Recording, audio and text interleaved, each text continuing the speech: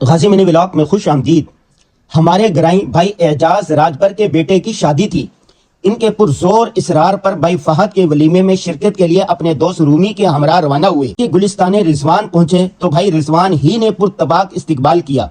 دولہے کے والد بھائی اعجاز سے ملے اور مبارکباد دی۔ رنگ برنگی روشنیوں سے جگمگاتا شادی حال خوشی و مسرت کے سما میں سمویا ہوا تھا۔ حال میں بیٹھے لوگوں کے چہروں پر مسکراہٹیں دور سے ہی عیاں تھی۔ دولہا اور اس کے اہل و عیال تو خوشی سے نہال تھے۔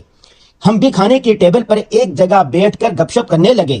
تھوڑی دیر میں کھانا کھل گیا۔ ایک دوسرے سے آگے بڑھ کر سب کھانا لانے میں مگن ہو گئے۔ بوفے سسٹم سے بہتر یہ تھا کہ ٹیبل پر لوگوں کو سرو کیا جاتا۔ کھانے کے بعد دولہے سے معانقہ کیا، شادی کی مبارکباد دی، پھر دولہے کے بھائی اور اپنے پیارے دوست ڈاکٹر فراز صاحب سے بغلگیر ہوئے اور واپسی کی راہ لی۔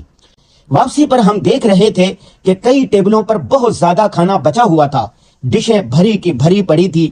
کیا یہ اچھا ہوتا کہ اس کو منظم طریقے سے سرو کیا جاتا۔